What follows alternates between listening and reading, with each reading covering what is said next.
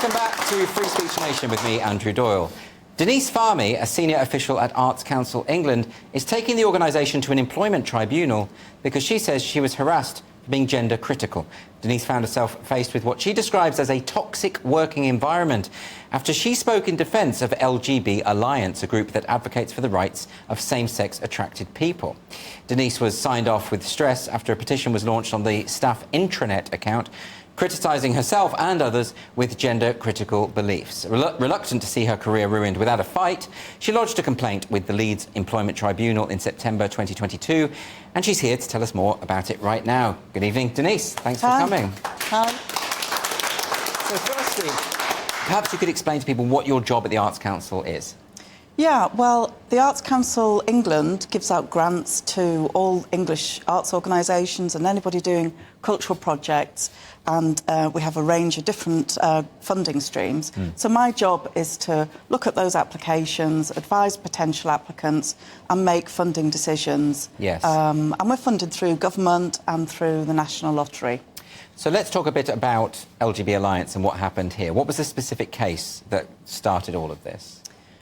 Yeah, I mean, I don't know if people know about LGB Alliance. It's an organisation it's quite a young organisation that was established about 3 years ago to represent the views of some same-sex attracted people.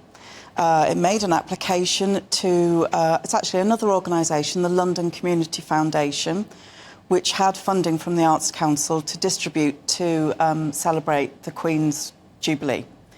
Now, the LGB Alliance made a successful application and secured just under £10,000 to do a film about gay men's lives under the Queen's reign, which obviously has changed tremendously in the past 50 years. It's been an incredible story. That grant was awarded, and there was immediately a kind of Twitter outrage where people said, well, the Arts Council funding, which essentially is where the grant came from, shouldn't go to LGB Alliance.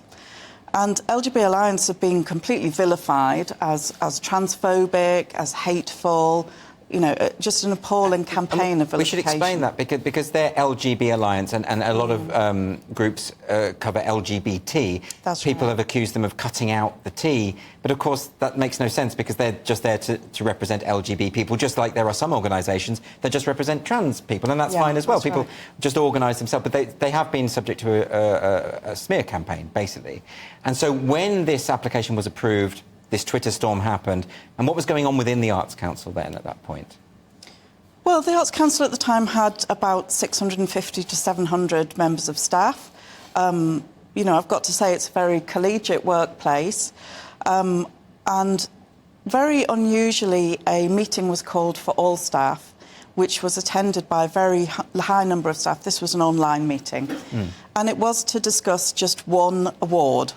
And if I can put that in the context of the previous year, we'd distributed over £900 million. We have never had a meeting about just one award of £10,000, less than £10,000. And was that the response to the Twitter storm? Yes, yeah. Interesting. Yeah. So it was an unprecedented meeting.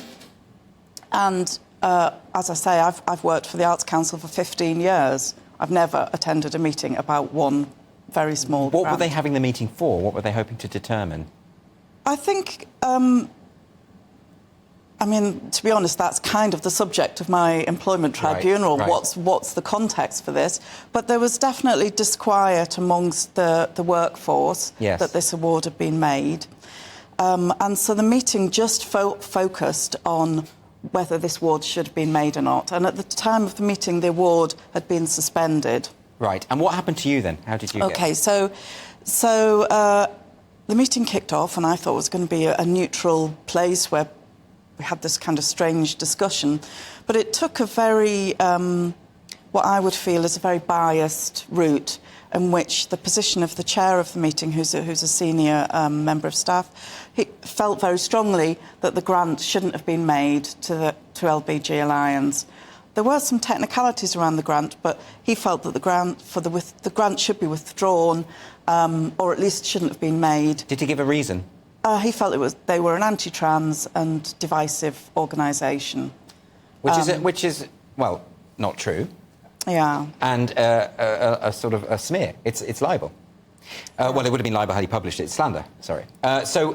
Given that, did you object in the meeting itself? Yeah, I mean, if you can imagine, I know we've all been to online meetings in the past 2 or 3 years, so there was lots of chat. Yes. And I wrote in the chat, they're not anti-trans, and there was quite a lot of opprobrium against me from not the majority of the meeting, because of course this was a huge meeting. There was 400 members of staff there, but from some colleagues felt very strongly that they were, and the tone of the meeting got more and more heated. And I found it really, really quite shocking, and it was a very unpleasant experience. And what's happened since then? Because you're saying there's been harassment. Well, I guess two things have happened. I found that experience very harassing, and two things happened. The first thing that happened was I made a complaint to my chair of the organisation to say, well, this is unbelievable that the views of individuals can start to dictate who gets access to public funding, because that is a very slippery slope in a democratic society. So I made a complaint about that, and it was a whistleblowing complaint, and I made it to the chair of the Arts Council.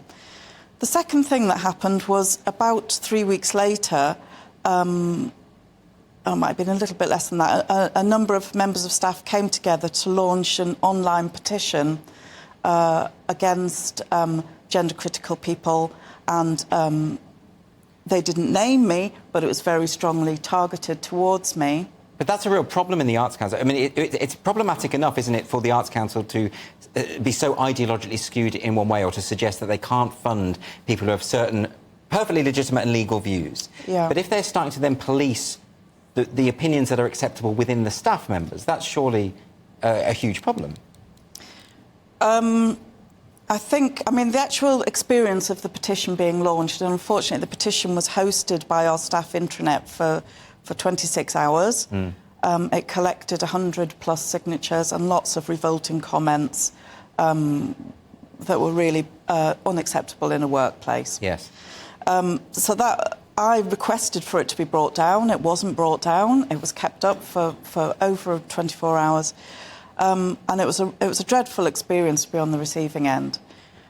In terms of how the Arts Council, which you'll understand is the major funder of the arts in this country, arts and culture in England, it has a duty to deliver equality of opportunity for all applicants and to foster good relations between people. That's part of our legal duty under the Equality Act and under the public sector equality duty. It can't just decide as a body that it doesn't like certain viewpoints.